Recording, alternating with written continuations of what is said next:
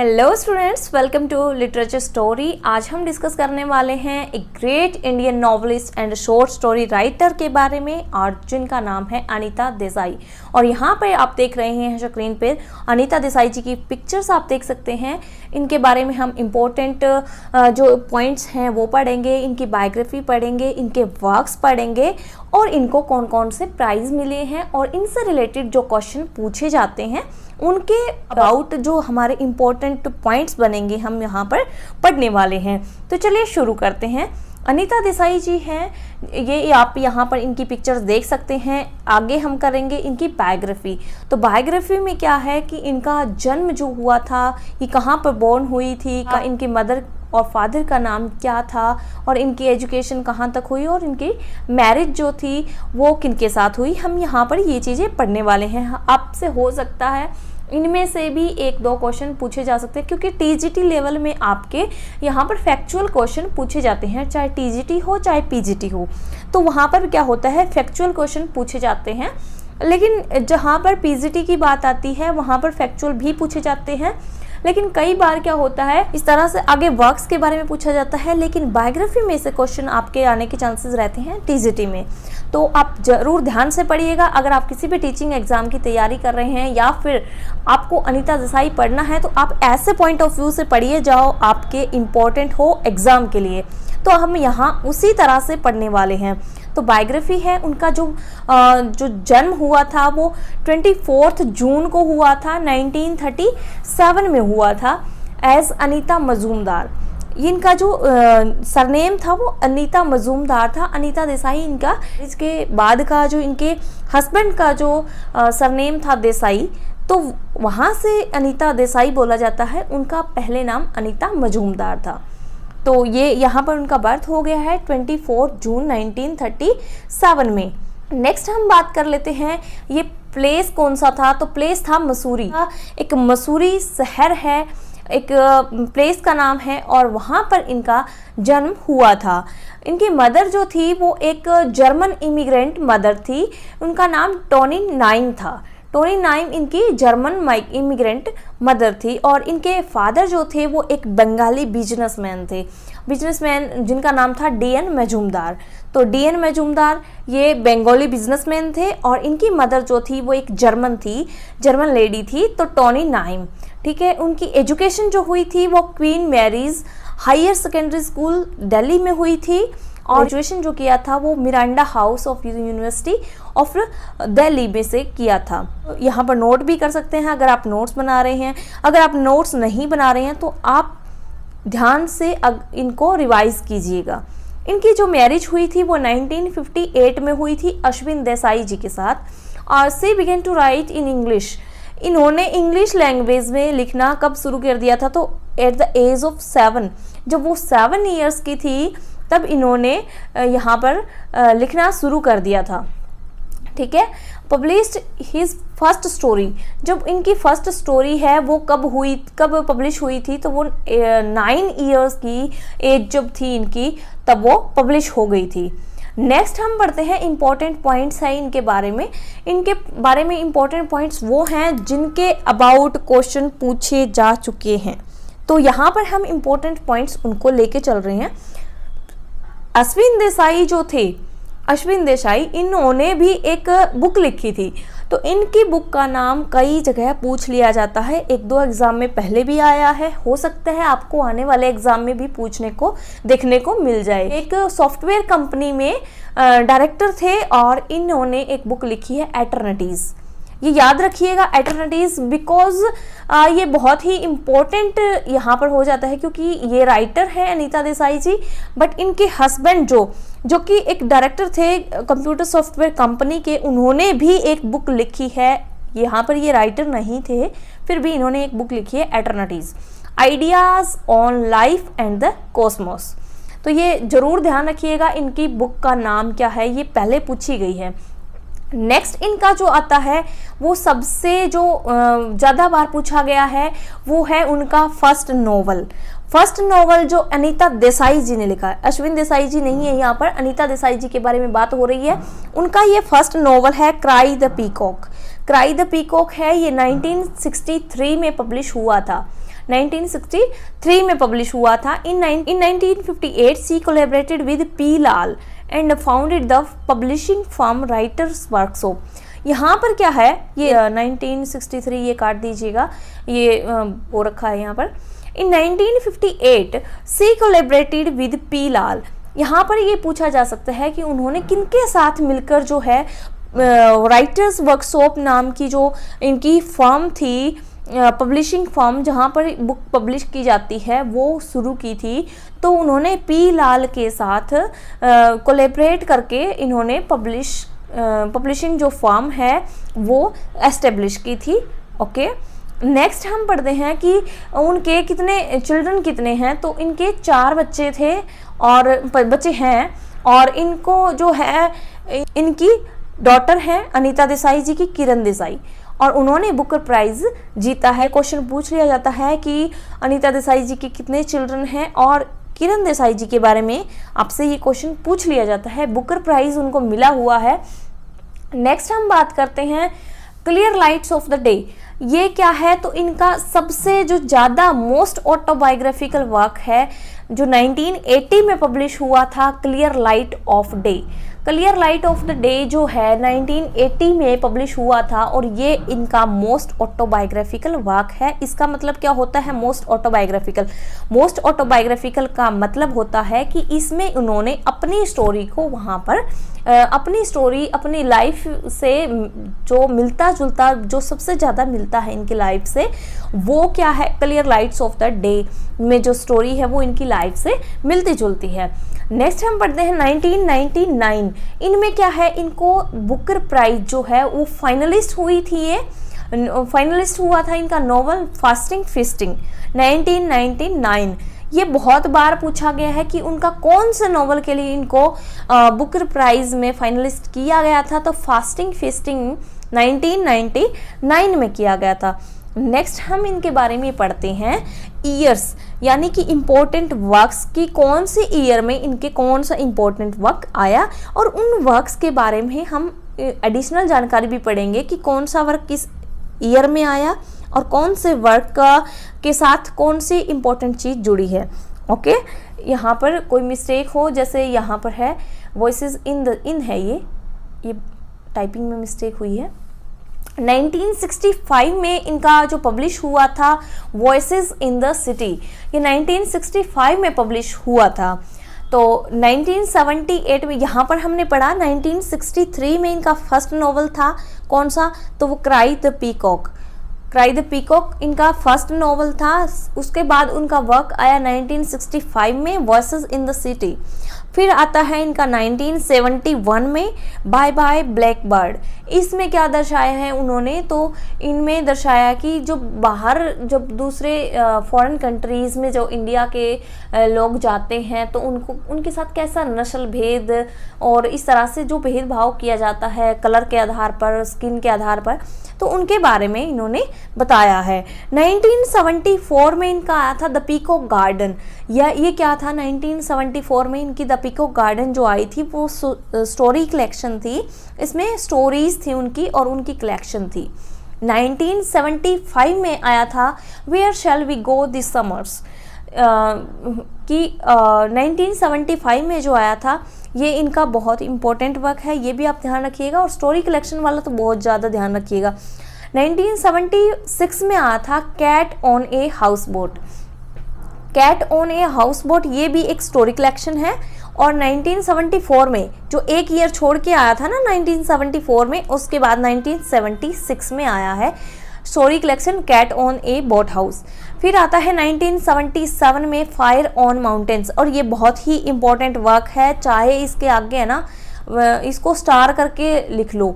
1977 में आया था फायर ऑन माउंटेन्स। या तो इन वर्क्स के ईयर पूछे जाएंगे आपसे, या फिर हो सकता है क्रोनोलॉजिकल ऑर्डर भी पूछ लिया जाए कि कौन सा वर्क पहले आया था, या फिर आपसे ये भी पूछ लिया जा सकता है कि कौन से वर्क के लिए इनको कौन सा प्राइज़ मिला था। हम पढ़ने वाले हैं, सारी चीज़ें हम पढ़ते चलेंगे। और ये यहाँ पर जो फायर ऑन द माउंटेन्स है इसको 1977 में ये आया था, और 1978 में यहाँ पर क्या हुआ था इसके बारे में, तो 1978 में इसके लिए ये हुआ था कि इसको प्राइज़ मिला था। फायर ऑन द माउंटेन्स है, फायर ऑन द माउंटेन्स 1977 में आया था और 1978 यानी नेक्स्ट ईयर इसको प्राइज मिला था। और ये जो 1976 में जो cat on a houseboat है ना, ये स्टोरी कलेक्शन, ये चिल्ड्रन के लिए उन्होंने स्टोरीज लिखी थी, बच्चों के लिए, ओके, और इनके लिए इनको प्राइज भी मिला हुआ है। नेक्स्ट हम करते हैं 1978 में। तो 1978 में इनकी आई थी games eight Twilight. Games eight Twilight इनका वर्क था, 1978 में आया था। देन नेक्स्ट है 1980 में इन्होंने लिखा था clear light of the day. Clear light of the day ये बहुत इंपॉर्टेंट वर्क है, ये भी ध्यान रखिएगा। 1982 द विलेज बाय द सी 1982 में आया है। और clear light of the day जो वर्क है 1980 में आया है। ये इनका जो वर्क है ये मोस्ट ऑटोबायोग्राफिकल है, हमने पहले भी पढ़ा है। ये 1980 में आया था, जो सबसे ज़्यादा ऑटोबायोग्राफिकल इनका वर्क माना जाता है, जिसकी स्टोरी से इनकी लाइफ की स्टोरी जो मैच होती है सबसे ज़्यादा, तो वो clear light of the day है। ये क्वेश्चन बहुत बार पूछा गया है, रिपीट हुआ है, तो ये ध्यान रखिएगा। 1982 में the village by the sea, 1984 in custody. अब ये वर्क है ना, एक ये वाला वर्क है 1984 इन कस्टडी, और ये बहुत फेमस वर्क है, बहुत ही इम्पोर्टेंट वर्क है, मोस्ट फेमस वर्क है, और इसके ऊपर मूवी बनी है, इसलिए ये बहुत ही इम्पोर्टेंट हो जाता है कि इसके ऊपर मूवी बन चुकी है। तो इन कस्टडी जो वर्क है वो बहुत ही ज़्यादा इम्पोर्टेंट हो जाता है, क्योंकि ये आपके राजस्थान जो सेकंड ग्रेड का एग्ज़ाम हुआ था उसमें भी क्वेश्चन पूछा गया था इससे, और उससे पहले भी राजस्थान में ये 2 बार पूछा जा चुका है, और जहाँ कहीं भी अनीता देसाई को पूछा जाता है वहाँ पर ये वर्क पूछा जाता है मोस्टली। फिर हम कहते हैं 1988 में। 1988 में बॉम्बगार्टनर बॉम्बे आया था इनका 1988 में, और 1995 में इनका आया था journey to Ithaca. Journey to Ithaca इनका जो वर्क है वो 1995 में आया था।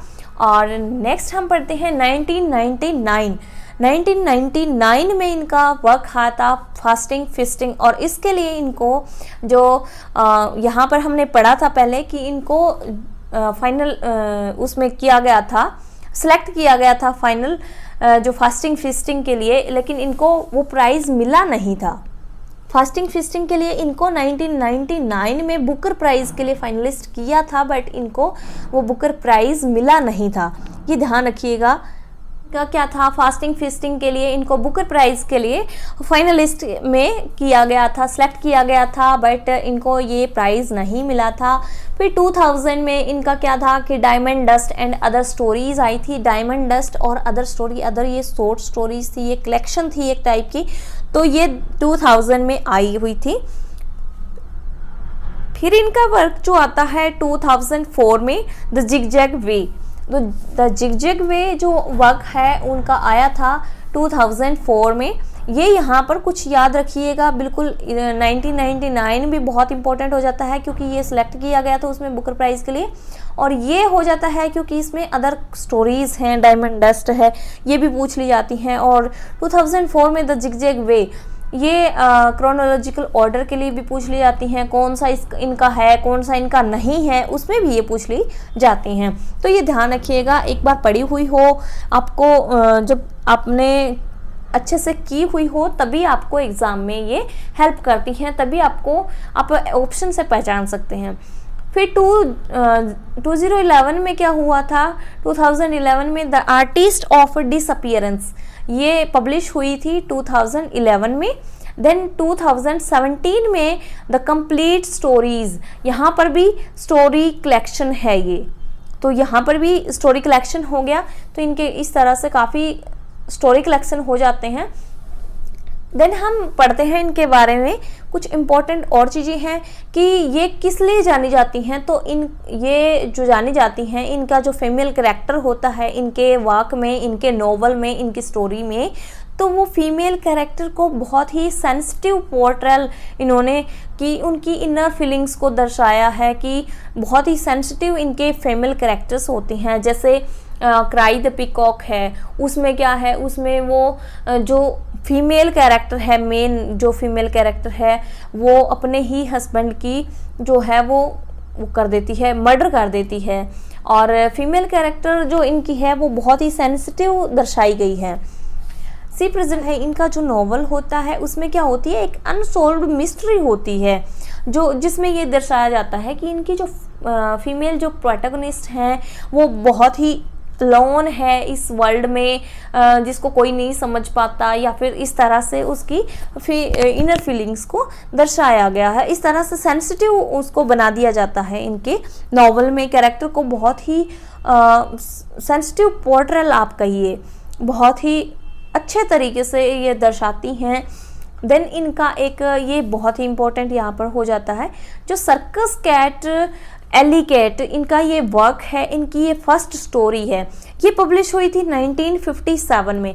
अच्छा, ये तो आपको पता है कि इनकी फर्स्ट स्टोरी कौन सी है, या तो आपसे ये पूछ लिया जाएगा कि इनकी जो फर्स्ट स्टोरी है वो उसका नाम क्या है, तो उसका नाम आप बता देंगे कि सर्कस कैट एली कैट है, ठीक है। फिर आपसे ये पूछ लिया जाएगा कि ये पब्लिश कब हुई थी, तो ये 1957 में हुई थी। तो एक क्वेश्चन और भी पूछा जा सकता है, ये किस में पब्लिश हुई थी, कौन सी मैगजीन थी, कौन सी किस में ये पब्लिश हुई थी, तो ये थॉट नाम की जो मैगजीन थी उसमें ये पब्लिश हुई थी।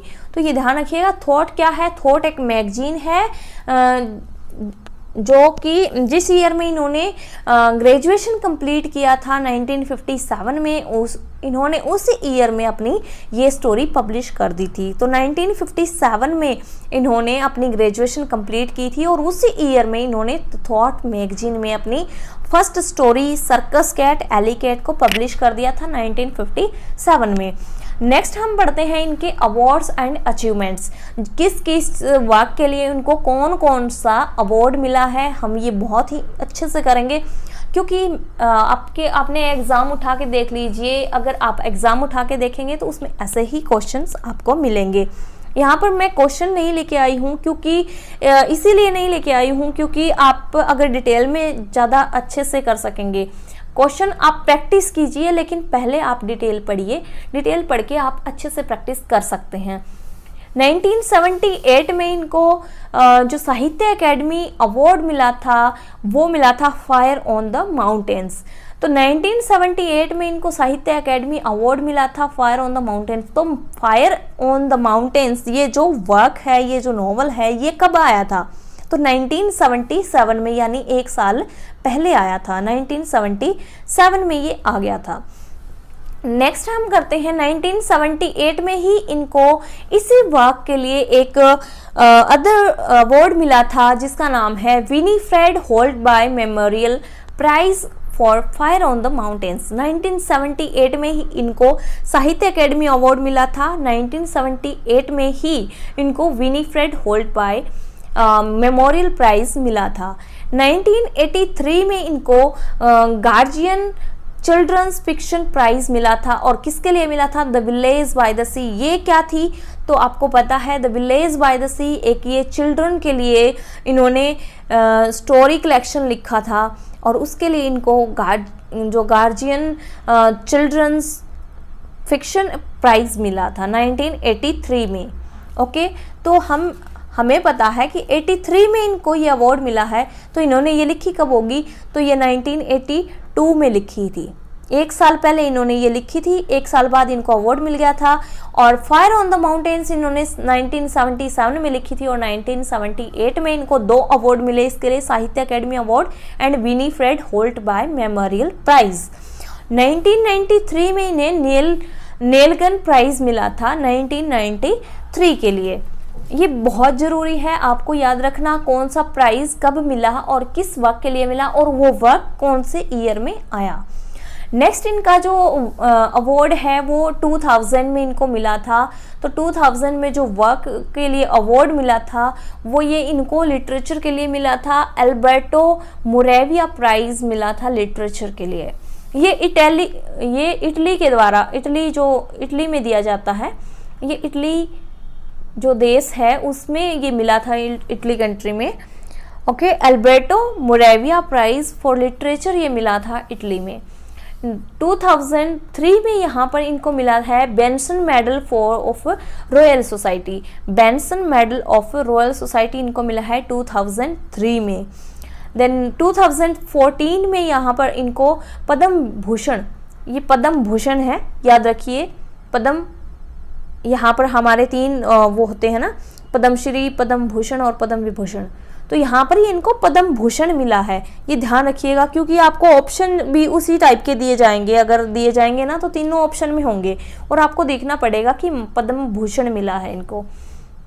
नेक्स्ट इनके वर्क्स हम कर लेते हैं कि जो इनका जो वर्क है स्टोरी वर्क्स हम करते हैं। फर्स्ट इनकी स्टोरी है, आपने अभी पढ़ा कि सर्कस कैट एली कैट 1957 में इन्होंने लिखा था और इनका जो ग्रेजुएशन कंप्लीट हुआ था उसी ईयर इन्होंने ये लिखा था और थॉट नाम की जो मैगजीन थी उसमें ये पब्लिश किया था।